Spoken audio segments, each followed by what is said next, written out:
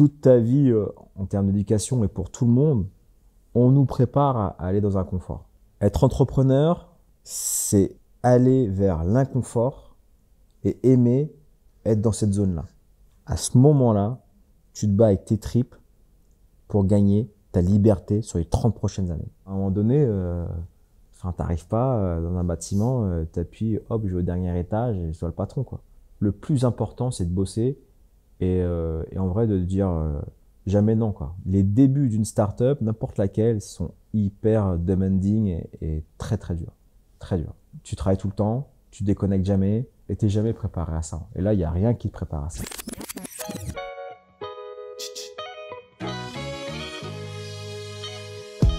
Chaque dimanche matin sur ma chaîne YouTube Grand Angle, une interview d'une personne avec un parcours extraordinaire qui nous inspire. Vous pouvez aussi écouter le podcast sur grandangleeco.com/podcast. Allez, c'est parti. Paul Lé, bonjour, merci d'être avec nous aujourd'hui. Donc, tu es fondateur de La Belle Vie et qui est une enseigne donc, de livraison de produits frais et de produits généralistes maintenant. Et alors, c'est combien la Belle Vie aujourd'hui en termes de salariés, en termes de références de produits? Alors, La Belle Vie aujourd'hui, c'est une entreprise de 550 personnes. Okay. Ça fait 6 ans qu'on s'est lancé. En termes de chiffre d'affaires, on va tourner en fin d'année vers les 80 millions de chiffre d'affaires. On n'est qu'en Île-de-France pour le moment. L'idée est d'aller dans toute la France d'ici la fin de l'année et de bien scaler, comme on dit dans le langage startup, l'année prochaine dans toute la France. Voilà. Alors, c'est quoi la différence, en fait, le concept de base qui est différent par rapport à de la livraison, comme il peut y avoir pour les grands supermarchés qui ont déjà leur service de livraison? Ouais. Bah écoute, la grande différence, il y avait déjà sur le temps de livraison. À la base, quand on a lancé il y a 6 ans, les services de livraison livraient en 24 heures au mieux, mais plutôt en moyenne sur du 72 heures. Nous, on livre les courses en moins d'1 heure sur Paris et avec un même catalogue, c'est-à-dire de 10 à 15 000 produits.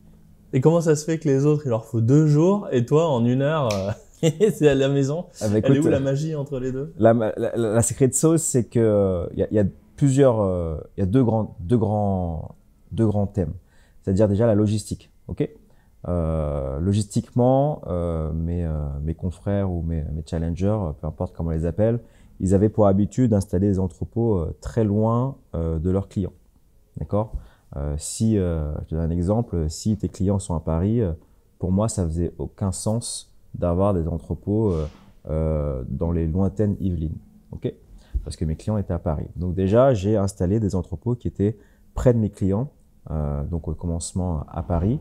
Ça, c'est une première chose. Donc avoir un maillage logistique qui soit près de tes clients. La deuxième chose, c'est une organisation orchestrée par logiciel. C'est-à-dire qu'il y a 6 ans, en lançant la logistique, en lançant le site internet, on s'est aussi penché sur tout ce qui est logiciel logistique, c'est-à-dire ce qu'on appelle des warehouse management system, des order management system, enfin tout le ERP qui fait qu'aujourd'hui on peut orchestrer une logistique très pointue et de livraison avec une très grande vélocité. Alors attends, mais c'est déjà sur les entrepôts. Si les autres, ils se mettaient à Pétaouchnok à côté du périph', ouais, c'était pas innocent non plus, c'est parce que là-bas, c'est pas cher, les mètres carrés. Là-bas, c'est pas cher le mètre carré, effectivement. Ça, c'est une chose. Mais nous, on a décidé d'avoir des surfaces un peu plus réduites. Donc, eux ont potentiellement des surfaces de 15, 20 000, 30 000 mètres carrés, où nous, on est plutôt sur du 1000, 1500 mètres carrés. D'accord? Et à l'intérieur, on essaie de surbooster et faire en sorte que l'entrepôt soit le plus efficient possible. C'est-à-dire déjà avec des produits qui sont tout le temps en stock, avec une logistique qui travaille 24 heures sur 24, 7 jours sur 7. Finalement, avec cette logistique-là, on s'est aperçu qu'on pouvait avoir autant de produits qu'eux et avec un service de livraison qui est beaucoup plus rapide, donc une expérience client qui est améliorée et une satisfaction client qui est au-dessus de la moyenne. Donc, tu as moins de mètres carrés au global que… J'ai moins de mètres carrés au global, mais une performance qui est égale. Et que c'est combien à peu près le différentiel de mètres carrés? T'en as la moitié moins, t'en as… En termes de produits, on a l'équivalent, c'est-à-dire entre 10 et 15 000 produits. Mais en termes de surface, on est, je crois, à peu près 10 fois inférieur. Ah oui, donc du coup, tu peux payer entre guillemets 10 fois plus cher le loyer des entrepôts parce qu'ils tournent 10 fois plus vite, quoi. Dans l'idée, c'est ça. Ouais. Dans le rapport. Ouais. Et l'autre chose, comment ça se fait que eux, ils sont pas aussi performants que toi sur les mètres carrés? Parce que les entrepôts logistiques, c'est un grand coup de logiciels. Il y a des robots qui prennent, qui chargent. On pense aux entrepôts Amazon là, qui sont suroptimisés. Ouais. Comment ça se fait que toi, tu arrives encore à faire 10 fois mieux? Potentiellement parce que le retail classique était concentré sur ce qui fait aujourd'hui leur richesse première, c'est-à-dire les supermarchés, les hypermarchés. Tout le focus était plutôt en train de développer ce qu'ils savaient déjà faire. Après, sur le digital, c'était la poche, pourquoi pas, de ces retails. On va tester, et ils n'ont jamais fait les choses très sérieuses jusqu'au jour où des acteurs comme nous ont pris cette verticale-là et on allait très profond dans la compréhension de ce système-là. Et avec notre petite taille, notre agilité, on a réussi à grappiller des points de marché un peu plus vite que les autres. Donc tes entrepôts, ils sont fondamentalement pas organisés pareil parce que eux, ils livrent des grandes surfaces. Enfin, ils travaillent avec des grands. Alors que toi, c'est des mecs en scooter qui viennent. En fait, fondamentalement, on n'est pas organisé de la même manière, juste parce que le métier de la livraison de courses ultra rapides et sur le dernier kilomètre, c'est un métier qui n'existait pas il y a 6 ans. C'est un métier qu'on a inventé nous en France. Il n'y avait personne d'autre. Et du coup, pour les produits frais, ça marche parce qu'une des grandes limites de se faire livrer à 72 heures ou à 48 heures, c'est les produits frais.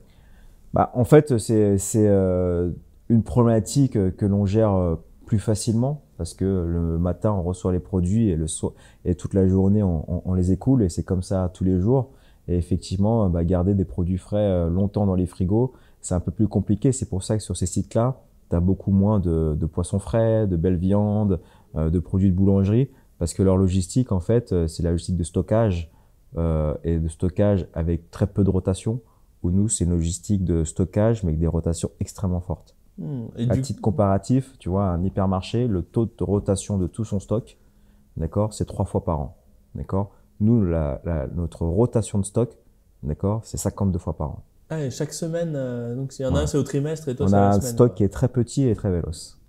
Ah, et ça, du coup, c'est pour ça que tu es plus efficient. Et ensuite, derrière, c'est des gars en scooter qui viennent livrer. C'est quoi? C'est le modèle un peu de l'uberisation? Enfin, c'est des petits livreurs avec un. C'est pas de l'uberisation parce que nos livreurs, c'est pas un coup ils vont faire du Uber Eats, un coup ils vont faire du Deliveroo. C'est des livreurs qui sont dédiés pour notre service logistique, d'accord? Donc ils travaillent tout le temps pour nous et que pour nous, c'est-à-dire que leur travail c'est de prendre les commandes de notre entrepôt chez le client, ok, et ça toute la journée. Donc c'est des livreurs qui sont dédiés pour la belle vie. Ils sont salariés? Ils sont salariés de leurs prestataires, c'est-à-dire qu'aujourd'hui on a des prestataires de livraison, des sociétés, d'accord. C'est comme une SS2I qui te met un informaticien à disposition dans ton bureau. Nous, ça va être des livreurs. C'est quelque chose qui est en train de changer puisque la taille de l'entreprise est assez importante aujourd'hui pour avoir un service de livraison qui est propre. Donc ça, c'est sur les 10 prochains mois, on aura des livreurs en interne. Okay. Après, sur le type de livraison, il y a de tout. Il y a du vélo, il y a du scooter, il y a du camion, il y a de la voiture. Et ça, c'est en fonction des différentes tournées que l'on envoie. C'est-à-dire que si on a besoin de véhicules légers parce qu'on sait que typiquement dans le 9e arrondissement, il n'y a pas de place pour se garer, c'est toujours bouché, là on va plutôt avoir tendance à envoyer des gros scooters avec des gros top cases. Et ça, c'est le système qui ça, c'est le logiciel et l'algorithme qui va décider de quel véhicule va aller dans tel ou tel endroit. Si c'est dans les rues piétonnes de Montmartre, on n'envoie pas le camion, quoi. Logiquement, c'est ça, mais ça dépend quelle rue, mais ça peut, logiquement, dans l'idée, c'est ça. D'accord. Et du coup, comment t'es monté, comment t'as créé justement cette entreprise pour arriver à faire 80 millions? Ça date de quand la création? Donc ça fait 6 ans. Donc on est une entreprise qui historiquement a toujours doublé de chiffre d'affaires tous les ans. Voilà. Tranquille. On a commencé de manière extrêmement lean, c'est-à-dire qu'on a commencé petit, on n'a pas commencé avec des gros entrepôts. Alors lean, ça veut dire quoi? Lean, on a itéré énormément. C'est-à-dire qu'avant de trouver le modèle qu'on a aujourd'hui de 1500 mètres carrés, on a testé des petits entrepôts de 100 mètres carrés, plus de 400 mètres carrés, avec un catalogue de 1000 produits, 2000 produits, 6000 produits. Et aujourd'hui, on pense qu'on est dans le vrai sweet spot, c'est-à-dire c'est vraiment la meilleure offre en termes de produits et en termes de services qui correspond à la demande. C'est-à-dire 10-15 000 produits livrés dans l'heure. Et ça, c'est ce que les gens apprécient, et c'est aussi ce qui fait une entreprise rentable, parce que c'est aussi ça dont vous parlez, c'est-à-dire que avoir des petits stocks avec très peu de références et donc des petits paniers moyens, atteindre la rentabilité, c'est un peu plus compliqué. Je dis pas que c'est impossible, mais je dis que c'est plus compliqué. Et donc les marges sont plus faibles? C'est pas une question de marge, c'est une question de panier moyen. C'est-à-dire que si tu as un panier moyen de 100 € et que tu marges 30%, tu vas gagner 30 €, d'accord? Mais si tu as un panier de 10 €, d'accord, moyen, ta marge c'est 3 €. Donc sur chaque commande, tu préfères gagner 30 € ou 3 €. Tu vois, la question elle est vite répondue. Et du coup, donc il y a 6 ans, donc ça nous amène en 2015. Ouais. Tu démarres comment? Je Dans le démarre dans une cave, enfin presque une cave, c'est un fleuriste. On a démarré dans le 1er arrondissement en face de la Banque de France, un petit fleuriste qui laissait son local. C'était un 100 mètres carrés avec un souplex, avec des voûtes, c'était très charmant. Ça avait pas du tout la gueule d'un entrepôt, mais on est arrivé, on a mis des frigos et des étagères, on a commencé avec 2000 produits achetés pour la plupart chez Métro pour tester. Et grosso modo, là, on est en juin 2015. Donc là, tu testes le process de livraison, parce que tu achètes à la Métro, et du coup, ça au début, on teste uniquement le process de livraison et on teste le métier, comment livrer, pour essayer de comprendre les grands principes de la livraison des derniers kilomètres de produits frais. Vous êtes combien là à faire ça? À cette époque-là, en juin 2015, on devait être une petite dizaine. Ah oui, quand même. Ouais. Donc, faut déjà. On parlera comment tu lances une boîte avec une dizaine. Petite dizaine, voilà. Il y a quand même des livreurs, des préparateurs, voilà. Mais après, sur la strat, il y avait que mon associé et moi. D'accord. Et du coup, vous êtes une dizaine dans la cave? Dans la cave, on reste là-bas pendant 2 ans et demi. On explose la cave. Genre, on l'explose, c'est-à-dire que les voisins, je pense on serait resté 6 mois de plus, quelqu'un aurait brûlé le local, je pense. Parce qu'on vraiment, on l'a dégommé, c'est-à-dire que t'imagines, on était dans 100 mètres carrés, aujourd'hui notre modèle c'est 1500 mètres carrés. Donc le local était largement trop petit pour notre activité, et on doublait de chiffre d'affaires tous les ans, on commençait à avoir des chiffres d'affaires assez sympas. C'est combien au bout de 2 ans? Je pense qu'au bout de 2 ans, on était pas loin du 2-3 millions. Avec 100 mètres carrés de stock? Ouais. Ouais. Donc c'était assez fou. Et puis on déménage de fin 2017, début 2018. On va dans un entrepôt un peu plus grand qui fait quasiment 400 mètres carrés. Donc on quadruple la surface. Et où on passe de 3000 produits à 5-6 000 produits. Et là, on y reste 1 an et demi. Ouais. Dans 100 mètres carrés, tu avais 3000 références? Dans 100 mètres carrés, ouais, on avait 3000 références. Ouais. Ah, donc ça, en gros, il y avait des gens qui rentraient et qui sortaient toutes les 5 minutes, quoi. C'était ça, c'était plus un hall d'immeuble, c'était un hall de gare. C'était un fleuriste, et c'était assez fou. Mais beaucoup de nostalgie quand j'y repense, ouais, c'est cool. Moi, ça me manque, quoi. Ouais, c'était fou. Parce que comment tu as créé ça avec ton associé à la base? À la base, c'est une vraie idée de mon associé, c'est-à-dire que lui, c'est quand même un passionné de bonne bouffe. Il vit loin, en fait, il vit vers Milly-la-Forêt. Donc du coup, l'accès à des produits et accès aux services de livraison, c'est un peu plus compliqué. Donc il voit qu'il y a un vrai problème. Quand il commande, les produits ne sont pas forcément frais, il y a un petit catalogue. Donc l'expérience n'est pas ouf. Et il se dit, mais pourquoi pas révolutionner ça? Et c'est là qu'il m'appelle et il me dit, j'ai une super idée. Moi, je trouvais ça assez cool. Je voyais que le marché de l'alimentaire, de toute façon, c'est le marché le plus grand du monde, et ce sera comme ça jusqu'à la fin des temps, quoi. Enfin, on mange tous 3 fois par jour, et on aime bien manger, on aime bien prendre le temps de faire des bons repas à la maison. Enfin voilà, c'est inépuisable. Donc je vois ce potentiel-là, et je vois qu'il y a un vrai pain dans l'offre actuelle, c'est-à-dire que c'est pas ouf.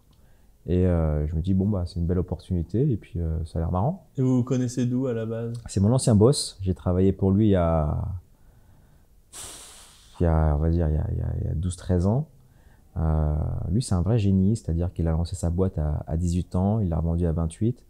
Et j'ai commencé à travailler avec lui. On a le même âge, donc quand on avait 26-28 ans, il a vendu à un grand groupe qui s'appelait à l'époque Rentability Web, qui à l'époque le fleuron de l'Internet en France.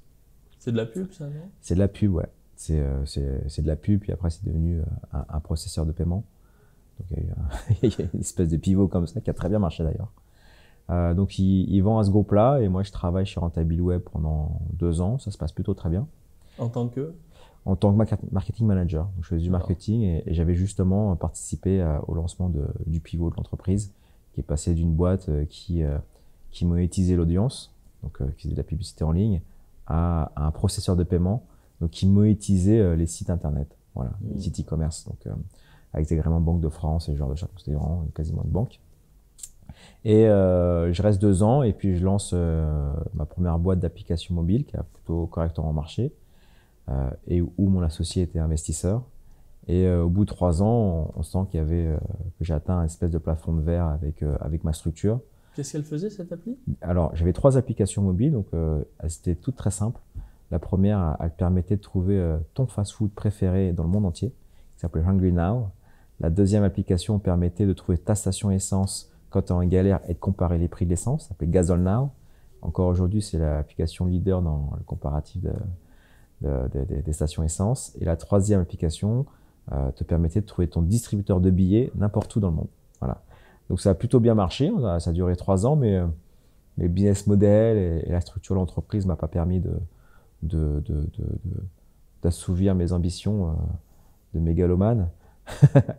et donc du coup, avec mon associé d'aujourd'hui, on a décidé de lancer cette boîte ensemble. Et ça fait 6 ans aujourd'hui. Voilà. Parce que pendant cette période où tu développes tes applications, vous êtes en lien et lui, il fait autre chose Ouais, ailleurs, c'est ça? il fait autre chose ailleurs. Il lance aussi un projet de start-up qui vivote. Enfin, voilà. Et en fait, ces 3 années d'entrepreneuriat, pour moi et pour lui aussi de cette seconde start-up-là, enfin, nourrit une conviction qui est entreprendre, c'est super, mais à plusieurs et partager une vision et le quotidien, les bons moments et les moments un peu plus difficiles ensemble, c'est beaucoup plus cool, quoi. Et associer 2 mecs qui ont beaucoup de gaz et beaucoup d'ambition, ça peut être sympa. Ouais. Et du coup, c'est pour ça que lui, il a une idée, il se dit, bon sang, mais c'est bien sûr, il faut faire ça, il faut livrer en 1 heure. Bah, il a l'idée, voilà, il a beaucoup d'idées. Et cette idée-là, je la trouve top parce qu'il y a déjà un marché, d'accord? Quand tu lances une entreprise qui n'a pas marché, c'est un peu compliqué. Là, il y avait un vrai marché. Tu avais des acteurs qui sont là depuis des dizaines d'années, qui n'ont pas réussi à percer le truc. Pourtant, on sent tous qu'il y avait un besoin. Donc, on se dit, bah voilà, bingo, on va essayer de se challenger sur ce terrain-là. Et pour l'instant, c'est plutôt une bonne idée encore. Voilà. Oui, parce qu'en fait, quand tu crées ton entreprise, soit tu essayes de faire un nouveau concept, une nouvelle idée, il faut convaincre les gens avec des nouvelles habitudes, ou alors tu vas sur un marché qui existe déjà et tu te dis, je vais juste faire mieux que les gars qui sont déjà là, quoi. Ouais, il y a de ça, mais de toute façon. Les gens sont déjà convaincus qu'il faut qu'ils mangent, quoi. Il y a de ça, à part l'informatique, l'Internet et la blockchain, enfin, il n'y a pas forcément de grande innovation mondiale. Hein. Enfin, Uber, c'est juste parce que on a mis dans une application mobile des gens qui font du transport d'un point A à un point B. Enfin voilà, et nous, le marché existe déjà, c'est juste qu'il faut le consolider, utiliser la technologie pour le rendre plus performant, plus véloce. Donc voilà, c'est ce qu'on a fait. Et voilà. Et du coup, aujourd'hui, c'est quoi la prochaine étape là pour l'entreprise? Bah, la prochaine 80 prochaine, millions, ça commence à faire. on va finir avec ça, donc c'est l'objectif, mais on est bien parti. Donc si des gens regardent cette vidéo-là en décembre, bah, faudra poser la question, mais j'espère avoir atteint ces chiffres-là en décembre. La prochaine étape, c'est toujours de faire grandir sa boîte. Voilà. Donc, la prochaine étape, c'est évidemment essayer de challenger ce produit qui est très francilien. Donc, aujourd'hui, on est en Île-de-France. et essayer d'aller le challenger dans d'autres régions françaises. Parce que c'est quoi ton rêve d'entrepreneur à la base? Pourquoi est-ce que tu te casses la tête à te lever tous les matins en disant je veux monter une boîte, Parce que là, c'est sympa, ça a réussi. Mais avant, on sent bien qu'il y a quand même dû y avoir 2-3 étapes pas simples à gérer. Et puis les idées, il faut se remettre en cause. Et puis il faut c'est quoi ton moteur? Pourquoi ça plutôt que chef manager, marketing? Non, mais ça, c'est des questions de personnalité. C'est-à-dire que, enfin, je suis papa, peut-être toi aussi, tu as 18 ans, il faut dire aux enfants d'aller travailler, quoi. Et à un moment donné, il y a travailler. Moi, je voulais pas travailler, je voulais m'amuser. Donc, moi, j'adore m'amuser. Et finalement, dans une entreprise classique, je pense que je suis assez ingérable parce que j'ai besoin de liberté. Voilà. Et au lieu de me faire virer, j'ai décidé de devenir mon propre patron et puis d'être libre tous les jours, de faire ce que j'ai envie et de rendre de compte ou très peu de compte à personne. Donc la voie de l'entrepreneur était assez normale.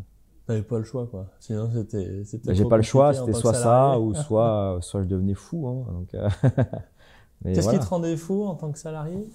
Évidemment, tous les cycles de décision à tout niveau,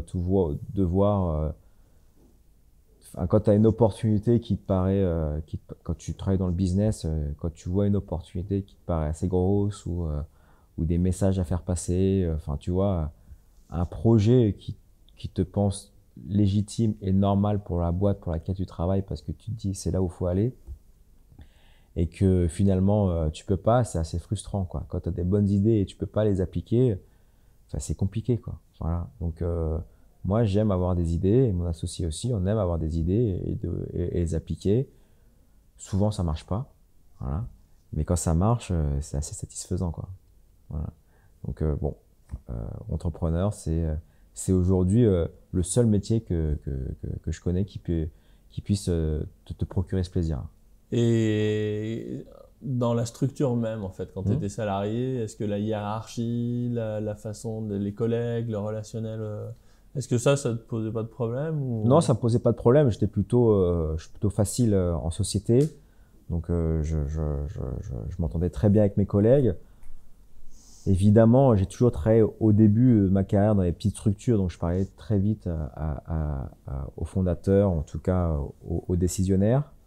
Quand tu intègres une structure plus grande, d'une centaine, 200 salariés, c'est un peu plus compliqué et les différents layers de management, des décisions, t'étouffes à un moment donné. Trop bureaucratique? Trop bureaucratique, évidemment. Et aujourd'hui, dans ma structure, j'essaye de ne pas avoir ces structures pyramidales et j'essaye vraiment d'être... Alors justement, c'est là que je voulais en venir. Comment est-ce que tu fais avec tes employés et ton organisation pour pas retomber dans les mêmes vices? Parce que là, vous êtes 500, donc 500, tu vas peut-être encore connaître les prix encore. Ouais, ça commence à être difficile, effectivement. Mais t'envoies plus les cartes d'anniversaire à 500. Non, on fait l'effort. L'organisation aujourd'hui, évidemment, je vais parler à mes head-off et mes managers la plupart du temps, parce que c'est les personnes en charge des différentes verticales dans l'entreprise. Mais tout le monde sait que ma porte est ouverte et je réponds à tout le monde et je parle vraiment à tout le monde. Hein. Tous les jours, il y a des préparateurs de commandes qui m'envoient des messages, qui me parlent. Pour dire quoi? Parfois pour me demander de valider les congés. Je fais ça. Par contre, c'est pas moi qui vais valider ça. Parfois, certains, on travaille avec beaucoup d'étudiants à temps partiel. Certains ont des super idées sur des produits parce qu'ils ont étudié ça en classe, donc ils vont me les exposer et j'adore. J'ai certains qui cherchent des alternances, besoin de recommandations pour aller postuler chez des confrères. Et juste parfois me remonter des problèmes qu'ils ont au quotidien et ça c'est très important. Je sais pas, des préparateurs qui disent je préfère travailler avec tel sac, c'était mieux avant. C'est souvent assez pertinent. Voilà. Et en tout cas, il faut pas être hautain et il faut toujours être à l'écoute de ses collaborateurs parce que c'est important d'écouter des personnes qui ont envie de faire améliorer l'entreprise.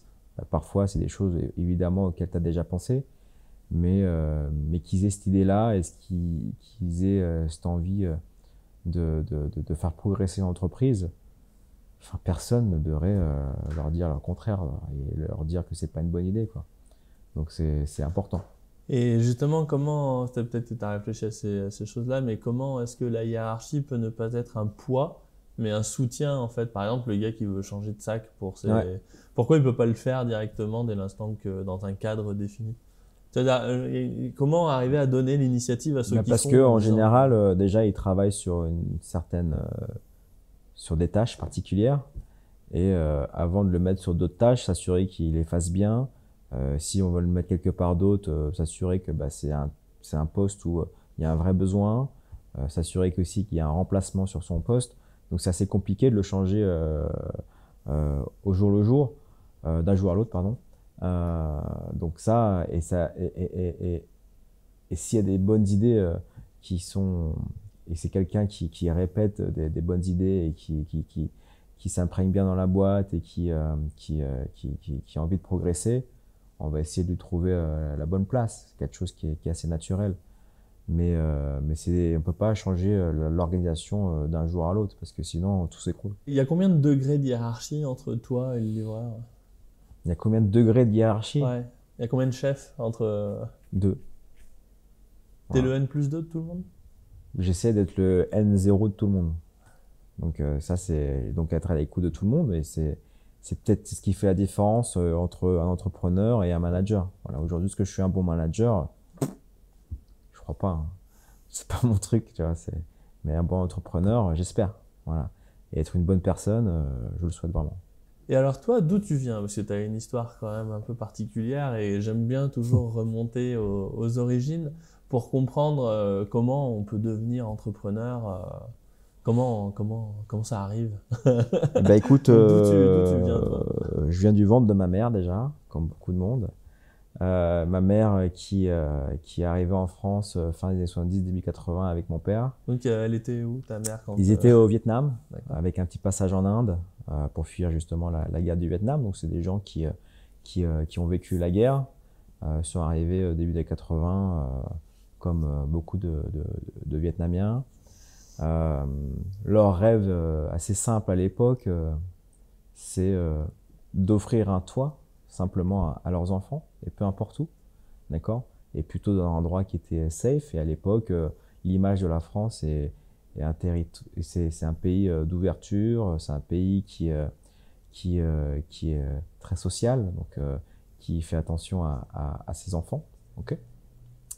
Donc on atterrit, ils atterrissent en banlieue parisienne. Donc à l'époque, c'est le grand changement en Île-de-France. Tu as 5 grandes villes nouvelles qui poussent, Marne-la-Vallée, Cergy-Pontoise, etc., etc. Moi j'atterris mes parents atterrissent à Évry, donc à Évry dans l'Essonne. Et comment ça se passe quand tu dis on atterrit? C'est-à-dire que tu arrives, tu es réfugié de guerre, c'est Voilà. ça? Moi je suis pas encore né, donc eux ils arrivent, ils sont D'accord. effectivement réfugiés. Et la France est une belle terre d'accueil et elle doit le rester, même si aujourd'hui c'est un peu plus compliqué, mais elle doit. C'est sa place dans le monde. Donc ils arrivent début des années 80, pardon, réfugiés, et puis ils se mettent au travail, c'est-à-dire ils trouvent un toit et puis ils vont travailler. Donc mon père, au début, il lave des voitures. Il faisait quoi avant au Vietnam? Alors, son métier de base? Son métier de base, tu sais, il est parti quand il avait probablement 25 ans et il a commencé à travailler à 14 ans. Donc, il n'y a pas de métier, tu vois, là-bas. C'est la débrouille. Donc, faut nourrir, faut avoir un peu d'argent. Il n'y a pas de métier. Mais il avait un beau bagou, je pense. Donc, ça, c'est cool. Et il était très marchand. Donc, ça a toujours été ça. C'est un marchand. Donc, c'était un bon vendeur. Donc aujourd'hui, on pourrait dire que c'est un super commercial, un super business développeur ou bien un entrepreneur parce qu'il l'a été. Donc Voilà. il arrive et il lave les bagnoles. Ouais, c'est ça. Donc C'est l'histoire qu'on m'a racontée de lui, hein, évidemment, mais il commence à laver les bagnoles et puis il trouve un job d'homme de ménage la nuit à l'usine Lu. En plus des voitures la Voilà, journée. Belin d'ailleurs. Avant d'être lu, c'était Belin. Et à Ris-sur-Rungis, donc à côté d'Evry. Donc il a arrêté les voitures, donc la nuit, il travaillait de nuit au SMIC à l'époque, hein, donc c'est 6 000 francs, tu vois. Il lave les machines et puis ma mère trouve un boulot de femme de ménage et de cuisinière dans un foyer pour personnes atteintes de polio. Et là, pendant toutes ces années-là, moi je suis né en 82. Et donc voilà, on grandit là-dedans, quoi. C'est-à-dire, papa qui travaille la nuit, il vient me chercher à l'école. Puis j'allais au travail de ma mère, tu vois, j'ai vu des personnes handicapées, tu vois, c'était normal et c'était cool. Et puis vers l'âge de 6-7 ans, il y a un shift qui se fait. Mes parents investissent dans un restaurant à Évry, quartier des Pyramides, qui existe encore. Donc aujourd'hui, c'est le plus vieux restaurant de la ville d'Évry, tu vois. Ça, c'est Donc cool. pendant 6 ans, ils économisent et après, ils investissent dans un Ils resto. investissent parce que eux, ils disent, ils doivent nourrir 4 enfants. À un moment donné, il faut un peu d'argent et puis surtout, ils avaient cette âme d'entrepreneur, quoi. Tu vois, et de bosseur. Juste bosseur, tu vois, parce qu'en vrai, quand tu viens du Vietnam, il n'y a pas de métier, quoi. C'est la débrouille. Tu essayes de te faire un truc pour gagner de l'argent. Donc en vrai, tout le monde est entrepreneur là-bas. Et donc elle ouvre ce restaurant-là. Donc mon père travaille la nuit et va aider ma mère au restaurant la journée.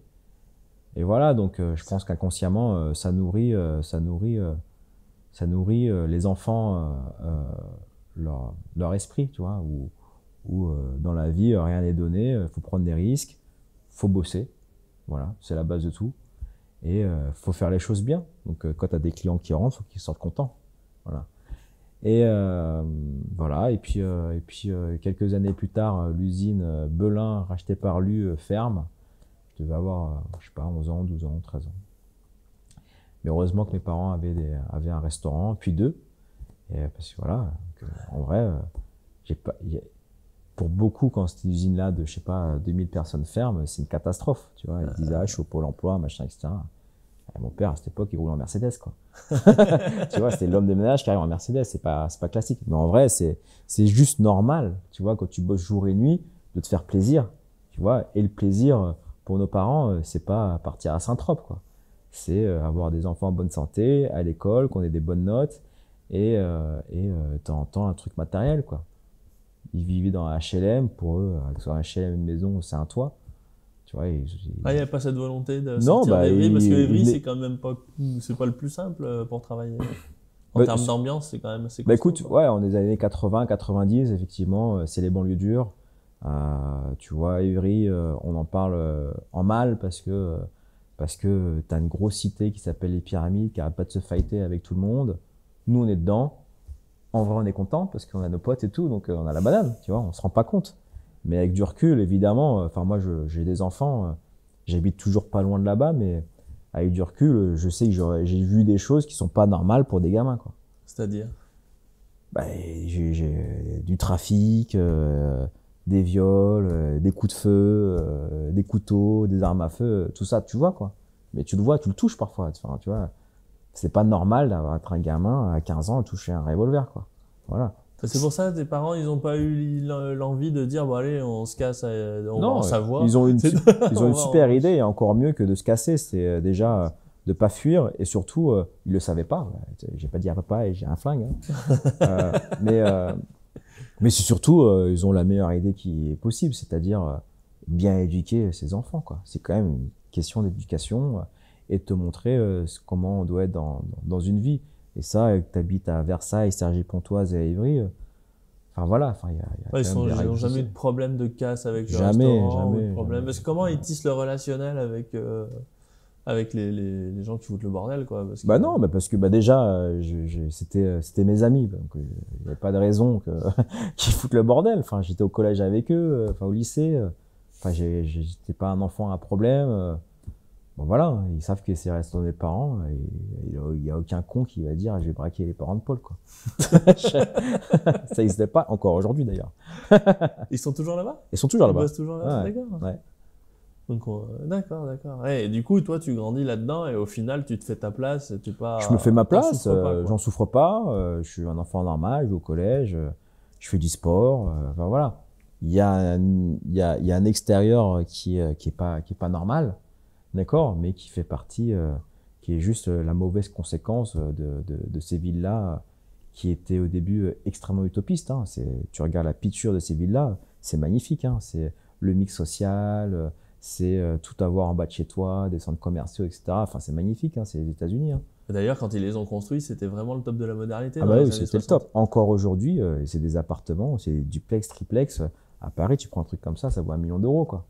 Et à C'était les l'époque, premiers appartements à avoir des salles de bain dans les années 60. exactement. C'est-à-dire que- Salle de bain, duplex, véranda, etc. Ouais. Enfin, c'est des super appartements.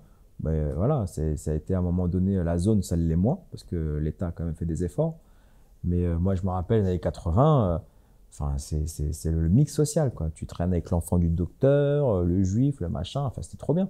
Tu vois, tu pouvais, et puis à un moment donné, ça a basculé dans la violence et l'ultra-violence. Mais bon, voilà, enfin, encore une fois, hein, si tu as un cadre parental et d'éducation qui tient la route, tu t'en sors, quoi. Et toi, à l'école, tu fonctionnais comment? Je fonctionnais comment? Je fonctionnais à l'affect, évidemment. Ça marchait bien à l'école? Il y avait des matières où j'excellais et d'autres j'excellais pas. Et en fait, c'est un peu comme ma vie d'entrepreneur aujourd'hui. Je fais ce qui m'intéresse. Voilà. Donc avec le recul, c'est exactement ça. Si tu avais un prof qui arrivait à me passionner, une matière qui était passionnante, je pouvais exceller, mais vraiment exceller. Et par exemple, en histoire géo, j'ai eu 20 sur 20 au bac, quoi, tu vois. Mais bizarrement, j'ai eu 5 en maths. Voilà. Mais je pense pas avoir un cerveau illogique. C'est juste que le prof, sa tête à me saouler, quoi. Ah, tu marchais à l'émotionnel. Moi, avec je le suis quelqu'un prof. qui marche beaucoup à l'affect. C'est-à-dire que j'ai envie de faire les choses avec les gens que j'aime bien, voilà, et leur rendre, voilà, tout simplement. Chacun est un peu différent, mais moi, c'est ça. Et du coup, tu arrives à avoir ton bac? Ah oui, j'arrive en bac, quoi. Ouais. Et Ouais. enfin, je veux dire, ça se passe tranquillement? Bac, jusqu'au ça se passe tranquillement. Franchement, j'ai une enfance normale. Les bulletins de notes que tout le monde connaît peut mieux faire. Voilà. Donc voilà, ça, tout le monde N'exploite pas son potentiel. n'exploite pas son potentiel, bavard trop, machin, etc. Enfin voilà, mais c'est normal. Enfin, tu vois, c'est trop bien. En vrai, j'avais la moyenne 10 et c'est parfait. Tu vois, ça veut dire que je faisais l'effort pour avoir la moyenne et à côté de ça, bah, j'ouvrais mon esprit à plein d'autres choses. Plein d'autres choses. Enfin, Qu'est-ce que tu faisais? Plein d'autres choses. moi, je faisais beaucoup d'informatique. Mais j'étais le rare à cette époque-là, au début des années 90, à avoir un ordinateur et Internet. Je passais ma vie dessus. Mais il n'y avait rien. Ta vie sur quoi enfin, fin 90, je veux 92, bien. 93, tu Mais commences à avoir 92, 93, il y a quoi sur Yahoo. Internet? Yahoo. Ouais, mais Yahoo, il y a qui sur Yahoo, Yahoo? des liens hypertextes, machin, etc. Tu as les annuaires. Et puis d'un coup, vers 96, tu commences à avoir la DSL. Tu commences à avoir des sites comme Multimania. Et puis après Caramel, machin, etc. Et puis tu commences à avoir le peer-to-peer. À Caramel, je suis d'accord, mais 92, 96. Yahoo. Mais qu'est-ce Moi, que mon adresse Yahoo, elle date de 93. Ouais, mais tu cherches quoi sur Yahoo? Il y a pas de site? Non, mais tu lis, tu lis, tu cliques, et puis après, tu passes de lien à lien, c'est l'hypertexte. Tu vois, ça, c'est une putain de révolution, l'hypertexte. Tu vois, tu lis, voilà, je lisais ce que j'avais envie de lire, c'est-à-dire que j'étudiais ce que j'avais envie d'étudier. Et tu trouvais quoi? Ah, moi, je trouvais l'informatique, je lisais beaucoup d'articles sur la politique, c'est quelque chose que j'aime beaucoup. Et puis, enfin, je sais pas, il y avait les forums, je sais pas, je passais mon temps sur les forums, je lisais, je rigolais, on chattait. Alors voilà, c'était une époque assez cool. Coder un peu, HTML, tout ça, faire des pages. Là, c'est plutôt vers commencer à faire des pages internet. Bah, tu commences à coder quand il y a des sites comme Multimania qui arrivent, où là, tu t'échanges des bouts de code et tu fais faire de la neige sur ton écran, des trucs comme ça, et tu commences à comprendre ce genre de choses. Et fin du lycée, début de la fac, ouais, je commence à faire des sites internet. Voilà, très, très bateau, tu vois, un peu d'HTML. Je crois que c'était même pas encore du CSS à l'époque. Le CSS, c'était plutôt en 2003-2004, où là, on commence à parler de CSS. Mais voilà, de l'HTML, basique. mais tu te rends pas compte de ce que c'est, quoi. Tu copies-colles, tu comprends pas, voilà. Et puis après, tu commences à comprendre la structure d'un site. Il faut, voilà, du head, machin, tac, tac, tac, et puis voilà, quoi. C'est assez marrant, belle époque. Donc tu vois, sur les bulletins un peu mieux faire, j'avais 10, mais en vrai, sur les cours d'informatique, si on avait eu, ou des cours d'internet, j'aurais eu 25 sur 20, quoi. Je sais que j'étais plus fort que certains profs. Ouais, surtout qu'à l'époque, c'était Ouais, pas dur parce ouais. que les profs, on Moi, prenait les les profs, profs de maths et je puis me rappelle, un ouais, prof en terminale, il vient me voir, il me fait quelle ligne ADSL je dois prendre, je lui explique, machin, etc. Enfin, c'était mon prof de physique en plus, t'imagines. Toi, tu sais pas. Ah, c'est marrant parce Ouais. que les gamins, ils faisaient des fortunes. Il y en a qui ont fait des fortunes dans les Ouais. années Bah, 2000 mon avec associé la a fait bulle. à fortune à 18 ans, et il commence à faire ses sites internet, machin, et il monte sa régie pub en 10 ans, quoi. Et c'était vachement plus facile qu'aujourd'hui. Je veux dire, tu t'y mettais en HTML et tu faisais, tu vois. Aujourd'hui, il faut Ouais. être ingénieur pour faire. Enfin, faut. Ouais, bah, effectivement, au niveau technologique, ça volait pas très haut. Après, En une semaine, tu savais faire un site et tu t'y ah mettais à ouais, fond, quoi. Tu évidemment, vois, ça- évidemment. Mais avec le référencement facile, hein. Pour monter sur les pages Google, à un moment donné, il suffit de faire un background noir avec écrit en noir derrière avec tous les mots-clés, quoi. Ça, c'était c'était une époque de ouf, mais, euh, mais très plaisant. Donc, tu vois, moi, c'était le sport, le rugby et l'Internet. Voilà. Et après, du coup, une fois que tu as ton bac, tu fais quoi derrière? Du coup, bah, je vais à la fac à Évry, à côté, parce que en vrai, la fac, elle est à côté, qu'est-ce que j'aime faire chier ailleurs? Et en fait, tu vois, là, tu t'aperçois avec le recul, c'est tout ton cursus scolaire, on t'apprend rien finalement. On t'apprend pas, quand t'es dans ces quartiers-là, ces villes-là, on va pas t'apprendre la puissance d'une prépa, on va pas t'apprendre ce qu'est HEC, ce qui est Polytechnique. Ça, on va tout de suite te dire, c'est ton rêve et tu pourras pas le faire, quoi. Parce que Ça, tout de suite, hein. Ouais. Ouais, qu'est-ce que tu apprends à la fac? T'as pris quoi? J'ai rien appris. Non, mais t'avais pris quel cours? Tech de co. D'accord. Ouais, j'ai rien appris. Franchement, je me rappelle de rien. Ah, je sais, j'ai fait ça aussi.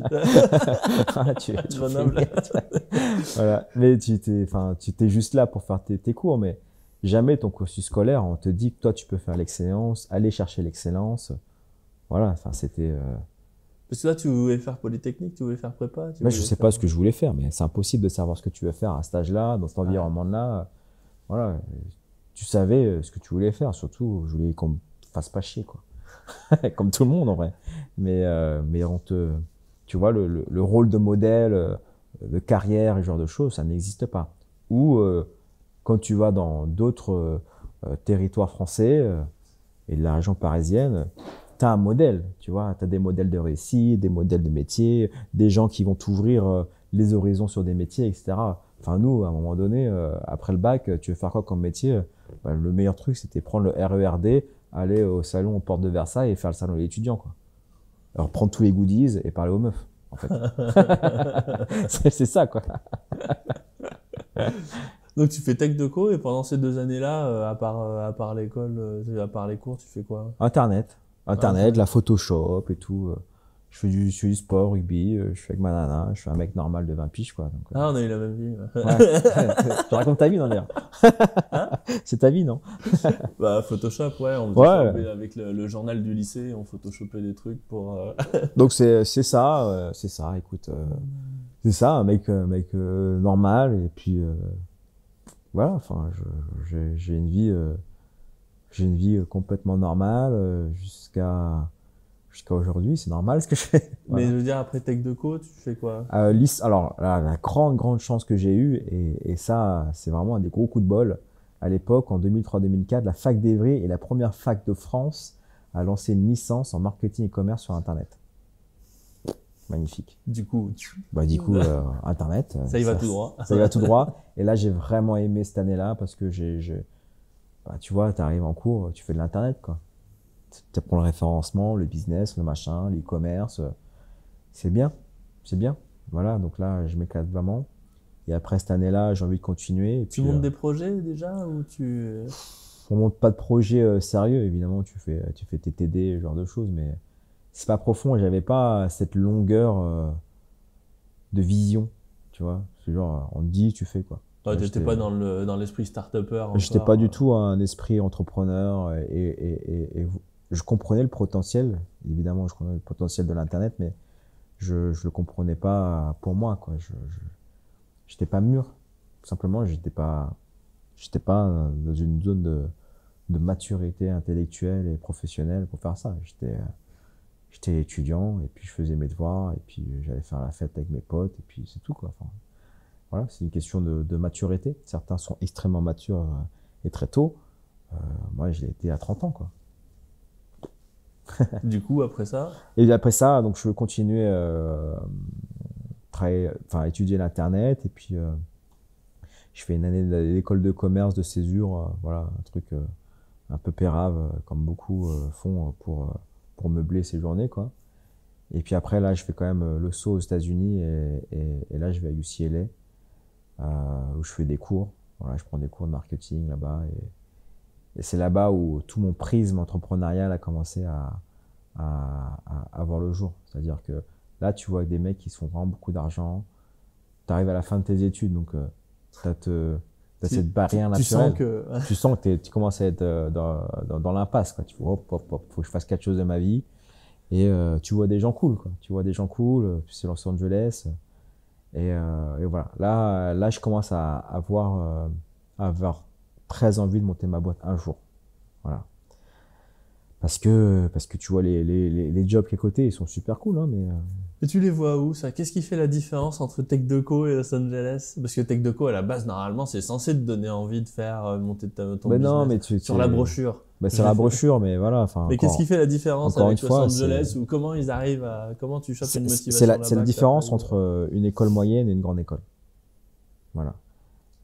C'est la qualité des intervenants, évidemment, ils sont tous top et je connais beaucoup de mes confrères qui donnent des cours, etc. Mais dans les grandes écoles, tu as l'excellence qui arrive. Donc c'est des gens qui ont déjà réussi. Quand ils te disent quelque chose, c'est laser focus. Et moi, j'ai fait ça, j'ai gagné 500 millions de dollars. Ah ouais, d'accord. Là, tu es dans notre gros niveau, quoi. Et en France aussi, hein, quand tu as fait HEC, tu vas parler avec des gens qui ont dirigé des grosses boîtes, etc. Donc, mais dans les écoles universitaires, secondaires, un peu moyennes, je ne vais pas dire que tu as des gens moyens. Évidemment, tu as des gens avec des grands cœurs et qui font du super taf. Mais au niveau professionnel, enfin, c'est humain, quoi.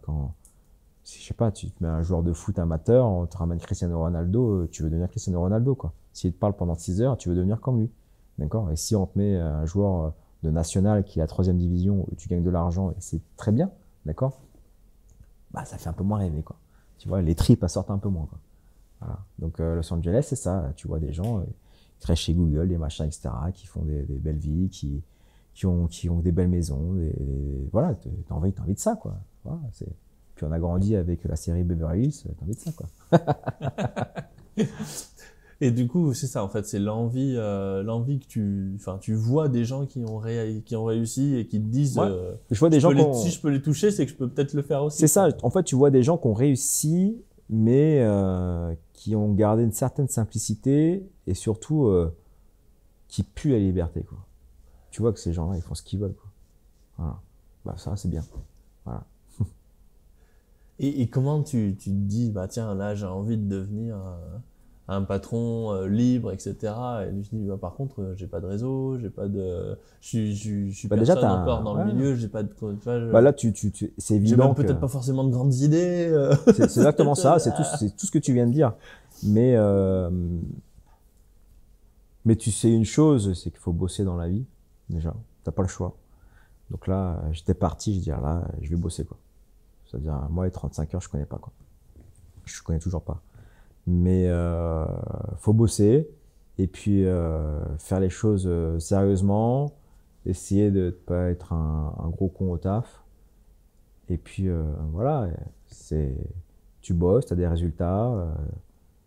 Ouais, mais tu reviens des États-Unis. Là, du coup, tu as des rêves plein les yeux, plein la tête. Tu te dis, ah, c'est trop bien, le monde est grand, le monde est vaste.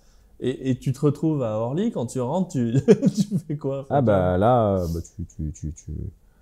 tu vas voir tes potes, tu respires un peu et un mois plus tard, tu vas chercher un taf, quoi. Tu vas chercher un taf. Ah, mais ça fait un gros décalage quand même quand tu vois le top, les gars, et puis toi tu dis bon, allez, maintenant il faut que je me trouve. Ouais, mais eux, dans toutes les success stories américaines que j'ai entendues, et que tout le monde connaît en vrai, et la plus connue, ça va être le garage d'Apple. Garage. Voilà, ils ont commencé comme ça, quoi. Donc à un moment donné, Enfin, t'arrives pas dans un bâtiment, t'appuies, hop, je vais au dernier étage et je vois le patron, quoi. À un moment donné, tu commences en bas, quoi. Voilà. Tu commences en bas, et quand tu commences en bas, le plus important, c'est de bosser et en vrai de dire jamais non, quoi. Moi, mes patrons, ils me demandaient un truc, je faisais, quoi. Je faisais. Et peut-être qu'ils avaient l'impression de charger la mule, mais à chaque fois, j'acceptais et je faisais. Et puis voilà, ça donne de la confiance et des gens qui ont envie de te confier des projets. Et voilà, j'ai toujours été dans les projets assez cruciaux dans mon entreprise. Dans les projets assez Cruciaux, c'est-à-dire important. Cruciaux. Voilà. Parce que ils sentaient en moi quelqu'un de confiance et surtout, j'allais tout faire de mode déterminé pour réussir, quoi. Donc ça, c'est quand tu étais dans le marketing, Ouais, tout ça, dans mes 5 années en tant qu'employé. T'as commencé à quel grade, à quel poste? Chef de projet. Ouais, même pas, ouais. Ouais, donc tu démarres chef de projet junior. Même pas, je commence commercial. Je vendais des sites internet au début. Tu vois. Oui, ce qui est très classique après une école de commerce. Ouais, c'est ça, très classique. Et puis c'était une petite boîte, une start-up sympa, où je suis resté 2 ans. J'ai eu l'occasion d'aller vivre à Aix-en-Provence avec. Voilà, c'était plutôt une belle période où j'apprends à vendre. Et c'est super important de savoir vendre. Voilà. Dans la vie, il faut savoir se vendre. Voilà. Et j'ai appris à vendre. Voilà. Donc ça, c'était une super école. Super école. Donc là, tu te mets au boulot, tu commences avec quelque chose de... Et je vends. Voilà. Je vends, ça se passe plutôt bien. Je suis pas le meilleur vendeur. Enfin, je suis pas le meilleur commercial, mais je suis de loin pas le plus mauvais vendeur. Voilà. Il y a une vraie nuance. Donc ça se passe super bien, en vrai. Et après, je remonte à Paris où je travaille dans une régie pub dans Internet qui était la boîte de mon associé. Voilà. Qui avait le même âge que moi. Pardon ? Qui a le même âge que moi. D'accord. Voilà. Et là, bah, du coup, tu t'occupes un poste d'encadrement, même pas. Toujours vendeur ? Non, ouais, de bizdev, beaucoup de bizdev, gestion de projet. C'est de vendeur, c'est-à-dire que je vendais des espaces publicitaires, je monétisais des espaces publicitaires. J'allais chercher des deals, j'allais chercher des clients, j'allais chercher, voilà, assez 360 au niveau business. Et voilà, moi j'aime le business, quoi. Donc j'étais plutôt à l'aise. Et ça se passe bien. Et puis au bout de 2 ans, il revend sa boîte à Rentability Web, donc, où là-bas, je reste 6 mois dans le même métier de bizdev, et puis après... Donc business et business développeur. Voilà, et puis après, la boîte où j'étais, donc Rentability Web, a voulu lancer un pivot de la boîte, c'est-à-dire, nous, on monétisait de l'audience avec de la pub, maintenant, on va faire autre chose, et ils ont monté une équipe de 4 personnes pour penser ça et exécuter l'idée, et je fais partie de ces 4 personnes-là, et moi, j'étais plutôt en charge du business et du marketing, et on lance ça, et ça s'est super bien passé, quoi. Voilà, c'est une boîte qui s'est fait racheter 300 millions d'euros par Natixis il y a quelques années, quoi. C'était cool. Et pourquoi tu restes pas alors? Parce que la boîte grossit, tu passes de 4 personnes à 100 personnes dans ton service, on commence à me mettre des managers, c'est un peu, c'était relou, quoi. Voilà, à un moment, tu parles au PDG, et d'un coup, tu as un DG, puis un directeur des opérations. Je dis, ouais. Et là, tu te dis finalement, j'ai pris de l'épaisseur et tout, je peux lancer mon propre truc. C'est exactement ça. Je suis sorti de cette expérience-là, j'avais l'impression d'être chargé à bloc, quoi. C'est-à-dire, là, c'est mon tour, quoi. Voilà. Et c'était pas forcément le cas. Enfin, en termes de confiance, oui, mais après, affronter le terrain, voilà, tu te dis, ah d'accord, c'est pas que du business, du marketing, être entrepreneur, c'est aussi de la compta, c'est aussi du management, c'est aussi tout ça, quoi. Ça t'a ralenti, ça? Parce que si tu sais vendre et que tu as une bonne idée dans une boîte, c'est quand même le gros parti. Ouais, mais après, c'est ta boîte. Ouais. Et puis, il faut aller chercher tes associés, il faut aller chercher tes clients, il faut penser le produit, il faut tester, etc., etc. Enfin, c'est hyper... les débuts d'une startup, n'importe laquelle, sont hyper demanding et très, très durs. Très dur. Dur comment? Pourquoi? Tu travailles tout le temps, tu déconnectes jamais. Donc, c'est dur socialement parce que quand même, tu vis pas seul, quoi. Ta femme te fait la gueule. Ouais, ça peut être ça. Il y en a beaucoup qui perdent leur femme. Enfin, moi, j'accompagne des startups. Enfin, le nombre de jeunes qui lancent leur boîte avec leurs copines de fac et qui sont plus avec, il y en a beaucoup, quoi. Parce que c'est super dur, et puis il faut jouer, faut jouer avec le manque de cash, tu vois. Enfin, le manque de cash dans une entreprise, c'est ce qui est le plus stressant.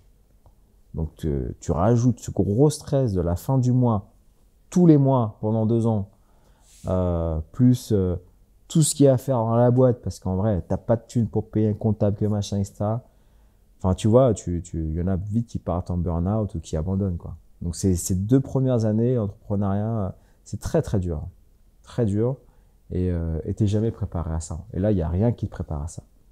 Il n'y a rien qui te prépare à ça parce que toute ta vie, en termes d'éducation et pour tout le monde, on nous prépare à aller dans un confort. On te prépare à avoir un métier. On te prépare à avoir une femme, des enfants, une maison, etc. Un vrai schéma. Un salaire. Un salaire, tu vois. Fixe. Exactement, fixe. On te prépare à avoir un confort. Être entrepreneur, c'est aller vers l'inconfort et aimer être dans cette zone-là. Donc, c'est que des choses qui sont complètement antinomiques. Donc, en termes d'énergie, c'est hyper dur, quoi. Et donc, tu commences ça, et je commence cette boîte-là, après mon expérience de salarié, où là, tu te dis, OK, là, ça va être dur, et faut encaisser ça, quoi. Faut encaisser ça. Et c'est ce qui fait, en fait, aujourd'hui, pour moi, un bon entrepreneur et d'un mauvais, c'est cette résilience-là. Voilà. Un bon entrepreneur est pour moi résilient. C'est-à-dire qu'aujourd'hui, quand j'investis dans une entreprise, évidemment, je dois aimer le produit, mais je regarde le mec, quoi. Est-ce que ce mec-là, c'est un roseau, quoi. Tu vois, est-ce que le vent, il fait comme ça? Est-ce qu'il brise à un moment donné? Voilà. Si c'est un roseau, pour moi, c'est très bien. Donc, je vais essayer de chercher cette résilience-là. À l'époque, quand tu te lances, t'es marié? Non. À cette époque-là, je suis en couple. Et d'ailleurs, je suis encore avec elle et je vais me marier avec elle. D'accord, mais pas des enfants à l'époque? Pas d'enfants à l'époque. Pas d'enfants à l'époque. Et mon premier enfant, je l'ai eu il y a 6 ans, quand on a lancé la belle vie. Encore une période facile. À la période, en fait, je sortais déjà d'une aventure entrepreneuriale qui était extrêmement dure pour toutes ces raisons-là. J'ai découvert le métier d'entrepreneur. C'est l'expérience qui m'a donné beaucoup de maturité, qui a été très dure. Mais en vrai, je me relance dans une boîte où il allait encore avoir 2 à 3 ans durs. Mais je me voyais pas faire marche arrière et redevenir et devenir salarié. Évidemment, j'ai rien contre les salariés, mais c'était pas moi, quoi. Donc et puis j'avais envie de remonter une boîte et pas de rester pas sur un échec, mais en tout cas rester sur ma faim. Et je voulais pas avoir ce regret-là, quoi. Et je me suis dit, bah là j'ai 33 ans, j'ai encore de la force, maintenant ou jamais, quoi. Et là j'y vais all-in, quoi. Voilà, là j'y vais all-in. Ça veut dire quoi, all-in? Enfin, là je travaille 7 sur 7, de minimum 6 heures du matin à 22, 23 heures. Parfois j'allais à Rungis à 3 heures du matin, je revenais chez moi à 23 heures. 7 sur 7 pendant 2 ans. Voilà. Les gens me disaient que j'étais complètement fou, que je bossais trop, qu'il fallait pas le faire parce que c'était beaucoup trop et que le risque était trop important et que je me désocialisais presque, tu vois, qu'on me voyait plus. Et là, les gens, ils commencent à s'inquiéter pour toi, quoi. Là, t'es tout seul, en fait. T'es tout seul. En vrai, les personnes qui croient en toi, c'est ta famille proche, tes sœurs, mes sœurs, et pas toutes encore, tu vois. Ma mère, mais mon père, là, ils savent que là, je suis en train de devenir un bonhomme, quoi. Mais tout le reste, c'était beaucoup, beaucoup, beaucoup trop de sacrifices, quoi. Je voyais plus mes amis. Et je travaillais. Voilà. Et quand tu le racontes comme ça, tu dis ouais, c'est facile, mais essaie de te mettre, voilà. C'est-à-dire que demain, je te dis Richard, tu vas travailler 7 sur 7, de 6h à 23h, tu vois plus tes amis pendant 2 ans. Tu vas me dire ah non, ouais, d'accord, tu le feras pas, quoi. Mais moi je l'ai fait. Et en fait, mon associé l'a fait, et tous les gens qui réussissent des grosses startups, j'ai l'impression qu'ils sont passés par cette période-là, quoi. Et c'est une vraie période où tu te découvres. parce que t'es à blanc, quoi. Quand tu manages, tu prends plus de pincettes. Quand les gens te parlent et qu'ils te disent bah, tu viens à ma soirée samedi, tu fais ah non, je travaille dimanche à 6h. Ouais, mais non, mais tu travailles tout le temps, machin, tu penses plus à nous. Tu vois, les gens pensent que tu te désolidarises d'eux. Mais finalement, non, parce qu'en fait, à ce moment-là, tu te bats avec tes tripes pour gagner ta liberté sur les 30 prochaines années. Voilà. C'est ça, tu vois. Et je voyais pas beaucoup mes enfants. Et tu te dis, est-ce que j'arrête ou j'ai pas vu mon gosse pendant 6 mois ou je continue encore un peu et je me dis, lui, il aura une vie de ouf. Tu vois, c'est lui l'Américain. Voilà. Et donc moi, j'ai décidé ça. Et aujourd'hui, ça va un peu mieux. Évidemment, la boîte grossit. Je fais des vidéos avec Richard Détente. mais on n'est pas sorti de là encore. J'ai toujours cette rage-là, sauf que je suis un peu moins les mains dans le caca, mais mon esprit est complètement connecté à mon entreprise 7/7, 24/24, quoi. Et comment tu fais parce que moi j'ai vécu un peu cette période aussi, et comment tu fais avec ta femme, ta copine, pour que ça tienne? Parce que c'est très dur. Quand tu lui dis au bout de 2 ans, j'ai gagné 1 an et demi, j'ai gagné 37 centimes, mais ça va y aller. c'est miraculeux presque. Comment tu... déjà, il y a un socle, c'est faut s'aimer, quoi. Faut s'aimer, il faut se rappeler des bons souvenirs quand je bossais pas comme un forcené. Et il faut se connaître aussi très bien. Voilà, enfin, évidemment, j'espère que c'est qu'un passage c'est qu'un passage dans cette vie-là, et il se bat pour offrir une vie meilleure. Mais au quotidien, s'occuper seul des enfants en bas âge, pas avoir des fins de mois rondelettes, il y a tous les voyants au vert pour avoir des doutes sur le couple sont là, quoi.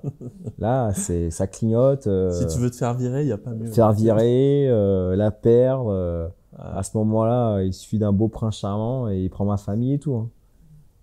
Voilà. Donc c'est miraculeux, mais maintenant, ça va un petit peu mieux, comme je te l'ai dit, et on va se marier l'année prochaine. Donc voilà, il n'y a aucun problème. Voilà. Mais en fait, ça a solidifié notre couple. Tu vois, passer par cette tempête-là. Et en vrai, dans les moments de doute, on doit se dire, franchement, on a mangé de la merde, quoi. Donc maintenant, ça va aller un peu mieux et ça sera que mieux. Voilà. Merci beaucoup, Paul. Je t'en prie, Richard. Merci d'être resté avec nous jusqu'à la fin de cette interview. Puisque vous avez aimé, pensez à vous abonner à la chaîne Grand Angle Entrepreneur en appuyant bien sur la cloche pour être notifié des prochains épisodes. Merci aussi de partager avec votre entourage, ça nous aide beaucoup à faire connaître la chaîne. À très bientôt pour de nouvelles vidéos. Ciao!